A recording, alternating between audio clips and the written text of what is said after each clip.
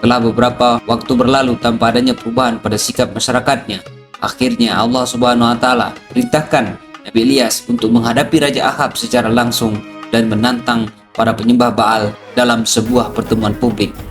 Nabi Ilyas alaihissalam mengundang semua penyembah Baal untuk berkumpul di Gunung Karmel guna membuktikan siapa Tuhan yang sebenarnya, apakah Baal atau Allah Subhanahu wa taala. Dalam pertemuan ini, Nabi Ilyas alaihissalam meminta para penyembah berhala Baal untuk memanggil dewa-dewa mereka agar menurunkan api dari langit sebagai bukti kekuasaan mereka. Para penyembah Baal melakukan ritual pemujaan mereka dengan penuh semangat sepanjang hari, tapi tidak ada jawaban dari dewa mereka. Di sisi lain, Nabi Ilyas alaihissalam berdiri tenang sambil memperhatikan usaha-usaha mereka. Setelah para penyembah Baal gagal memanggil api dari langit, Nabi Ilyas alaihissalam mengambil langkah maju. Nabi Ilyas alaihissalam membangun altar dengan batu-batu dan meletakkan korban bakaran di atasnya. Kemudian Nabi Ilyas alaihissalam meminta agar air dituangkan ke atas korban bakaran tersebut hingga basah kuyup.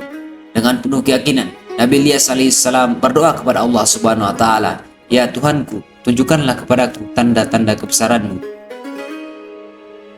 Bismillahirrahmanirrahim. Allahumma salli wa sallim ala Muhammad wa ala ali Muhammad. Marilah kita mengawali kisah Nabi pilihan Allah Subhanahu wa taala, yaitu Nabi Ilyas alaihi salam, dengan berselawat kepada Nabi Muhammad sallallahu alaihi wasallam. Allahumma salli wa sallim ala Muhammad wa ala ali Muhammad. Jangan lupa bagi pendengar setia kisah-kisah Islami untuk menuliskan solawat dan salam kepada Nabi Muhammad sallallahu alaihi wasallam di kolom komentar. Nabi Ilyas alaihi salam lahir di tengah masyarakat yang telah terjerumus ke dalam penyembahan berhala. Masyarakat pada waktu itu sangat terpengaruh oleh kebudayaan dan praktik-praktik jahiliyah yang menyimpang dari ajaran tauhid. Dalam konteks ini, Nabi Ilyas alaihi salam tumbuh menjadi seorang pemuda yang memiliki komitmen kuat terhadap ajaran Allah Subhanahu wa taala dan keinginan untuk membawa kaumnya kembali kepada jalan yang benar. Nabi Ilyas alaihi salam diutus oleh Allah Subhanahu wa taala untuk membimbing kaum Bani Israel yang tersesat dalam penyembahan berhala, khususnya kepada berhala Baal yang dianggap sebagai dewa kesuburan dan hujan yang sangat kuat dan disembah oleh mereka karena dipercaya dapat mengendalikan hujan, petir, dan kesuburan tanah. Garis keturunan Nabi Ilyas alaihissalam seringkali dihubungkan dengan Nabi Harun alaihissalam, saudara dari Nabi Musa alaihissalam. Sebagai keturunan dari dua nabi besar, Nabi Ilyas alaihissalam memiliki tanggung jawab besar untuk meneruskan ajaran tauhid dan melawan kemusyrikan yang merajalela di kalangan kaumnya.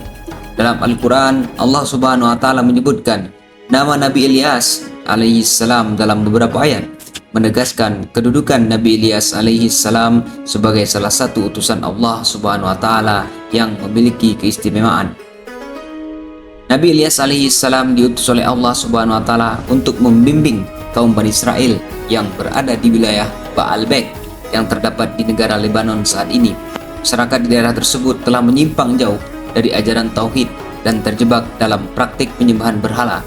Dalam surah As-Saffat ayat 123 sampai dengan 126, Allah Subhanahu wa taala berfirman, "Wa inna Ilyasa laminal mursalin idz qala liqaumihi ala tattaqun atad'una ba'law wa tadharuna ahsanal khaliqin Allahu rabbakum wa rabb abaikumul awwalin." Dan sesungguhnya Ilyas benar-benar termasuk para rasul. Ingatlah ketika dia berkata kepada kaumnya, "Mengapa kamu tidak bertakwa? Apakah kamu menyembah Baal dan meninggalkan Tuhan yang terbaik, yaitu Allah yang menciptakan kamu dan nenek moyang?" Nabi Ilyas alaihissalam menghadapi tantangan besar dalam menjalankan misi dakwahnya. Kaum Bani Israel sangat terikat dengan tradisi penyembahan berhala mereka dan menolak untuk mendengarkan seruan Nabi Ilyas alaihissalam. Dalam situasi ini, Nabi Ilyas alaihissalam menunjukkan keteguhan hati dan keberanian luar biasa. Nabi Ilyas alaihissalam terus-menerus menyerukan ajaran tauhid meskipun banyak dari kaumnya yang menolak dan bahkan mengancam keselamatannya. Kaum Bani Israel pada saat itu dipimpin oleh raja yang zalim bernama Ahab yang sangat terpengaruh oleh istrinya Izebel.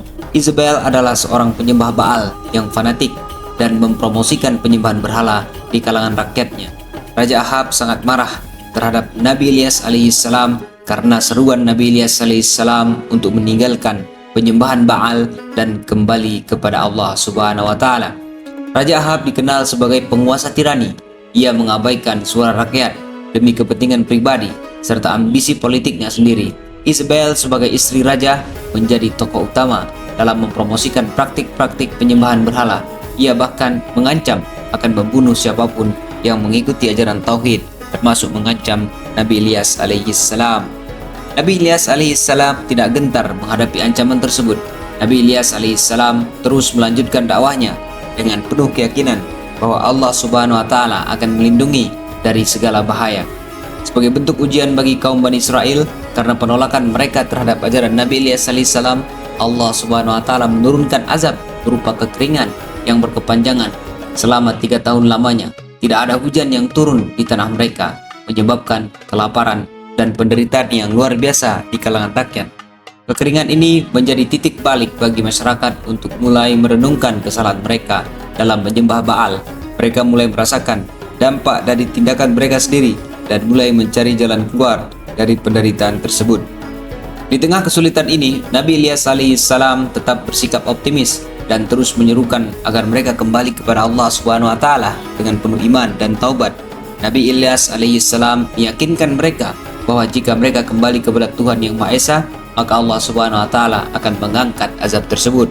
Selama masa kekeringan itu, Nabi Ilyas alaihissalam berdoa kepada Allah agar diberikan petunjuk dan pertolongan untuk kaumnya. Doanya dipanjatkan dengan penuh harapan agar Allah Subhanahu wa taala memberikan hujan sebagai tanda kasih sayangnya kepada hamba-hambanya yang bertobat. Dalam doanya, Nabi Ilyas alaihissalam memohon agar Allah Subhanahu wa taala menunjukkan kekuasaannya sehingga kaum Bani Israel dapat melihat kebenaran ajaran tauhid. Doa-doa Nabi Ilyas alaihissalam mencerminkan bahwa hanya dengan pertolongan Allah lah segala sesuatu dapat diperbaiki. Setelah beberapa waktu berlalu tanpa adanya perubahan pada sikap masyarakatnya, akhirnya Allah Subhanahu wa taala perintahkan Nabi Ilyas untuk menghadapi Raja Ahab secara langsung dan menantang para penyembah Baal dalam sebuah pertemuan publik. Nabi Ilyas alaihissalam mengundang semua penyembah Baal untuk berkumpul di Gunung Karmel guna membuktikan siapa Tuhan yang sebenarnya, apakah Baal atau Allah Subhanahu wa taala. Dalam pertemuan ini, Nabi Ilyas alaihissalam meminta para penyembah berhala Baal untuk memanggil dewa-dewa mereka agar menurunkan api dari langit sebagai bukti kekuasaan mereka. Para penyembah Baal melakukan ritual pemujaan mereka dengan penuh semangat sepanjang hari, tapi tidak ada jawaban dari dewa mereka. Di sisi lain, Nabi Ilyas alaihissalam berdiri tenang sambil memperhatikan usaha-usaha mereka. Setelah para penyembah Baal gagal memanggil api dari langit, Nabi Ilyas alaihissalam mengambil langkah maju. Nabi Ilyas alaihissalam membangun altar dengan batu-batu dan meletakkan korban bakaran di atasnya. Kemudian Nabi Ilyas alaihissalam meminta agar air dituangkan ke atas korban bakaran tersebut hingga basah kuyup. Dengan penuh keyakinan, Nabi Ilyas alaihissalam berdoa kepada Allah Subhanahu wa taala, "Ya Tuhanku, tunjukkanlah kepadaku tanda-tanda kebesaran-Mu." Setelah doanya dipanjatkan, tiba-tiba api turun dari langit dan membakar korban bakaran serta altar tersebut hingga habis tanpa meninggalkan bekas sedikit pun. Kejadian ini mengejutkan semua orang yang hadir di sana. Melihat mukjizat tersebut, kaum Bani Israel akhirnya menyadari kesalahan mereka dalam menyembah Baal selama ini. Mereka berseru, "Sesungguhnya Tuhan kita adalah Allah Subhanahu wa taala." Mereka pun mulai bertaubat dan kembali ke jalan yang benar dengan mengikuti ajaran Nabi Ilyas alaihissalam. Keberanian serta keteguhan hati Nabi Ilyas alaihissalam dalam menghadapi tantangan membuat banyak orang terinspirasi untuk mengikuti jejaknya. Namun demikian, Raja Ahab tetap menolak kebenaran tersebut meskipun telah melihat bukti nyata kuasa Allah Subhanahu wa taala melalui peristiwa itu. Ia bahkan melaporkan kejadian tersebut kepada istrinya Isabel yang sangat marah terhadap tindakan Nabi Ilyas alaihissalam. Setelah pertemuan itu dan ancaman dari Isabel semakin nyata, Nabi Ilyas alaihissalam merasa terancam keselamatannya.